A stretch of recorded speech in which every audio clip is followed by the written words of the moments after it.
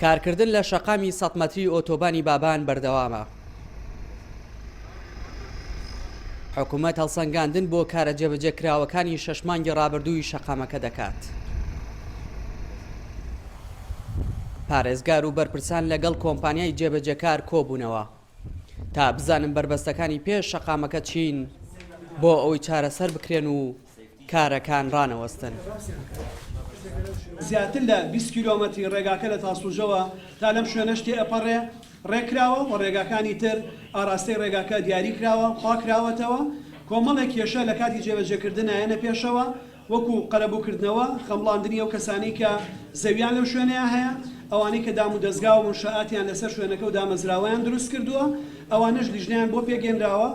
ئێمە ئەمڕۆ هەڵسەنگاندنی تەواومان بۆ ئەو ئاستەنگانە کرد کە لە بەردەمی ڕێگاکەیان بەنسبەت کاری پرۆسەی قەرەبووکردنەوەی هاوڵاتیان طبعا هەمووی ئەژمار کراوە، ئەو زەویانە هەمووی دیاری کراوە کە چ پارچە زەویەک ئەکەوێتە ژێر ڕێڕەوی ئەو شەقامەوە و چەند بڕی چەند بەڕووبەری چەند لەو پارچە زەویە شەقامەکەی پیاڕاواتە بڕی چەند لەو پارچە زەویە مستحقی قەرەبووکردنەوەیە. طبعا ئەو زەویانە بەپێی ڕێکاری یاسایی و هونەری پرۆسەی قەرەبووکردنەوەیان بۆ کرێت. لە ماوەی 6 مانگی ڕابردوو لە 13 کار لە شەقامەکە کراوە، زۆربەی پردەکانیش لە قۆناغی تاوەبووندان. ئەمە جگە لە کارکردن لە دروستکردنی گەورەترین پرد.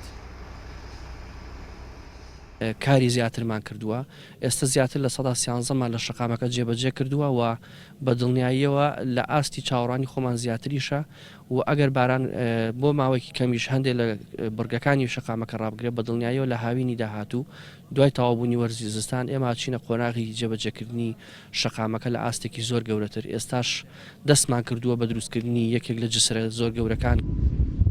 پرۆژەی ئۆتۆبانی بابان یەکێکە لە پرۆژە استراتیژیە گرنگەکانی شاری سلێمانی کە شەقامێکی 100 مەتریە و درێژیەکەی 32 کیلۆمەترە و بڕی 400 میلیارد دیناری لەلایەن کابینەی نۆیەمی حکوومەت هەرێمی کوردستانەوە بۆ تەرخان کراوە و بڕیارە لە ماوەی 3 ساڵدا تەواو بکرێت بە تەواوبوونی ئاستی پیشەسازی و بازرگانی و هاتوچۆ بەرەو پێشەوە دەبات و کاراسانی تەواو بۆ گشت بوارەکانی ژیان دەکات لە سنووری پارێزگای سلێمانی.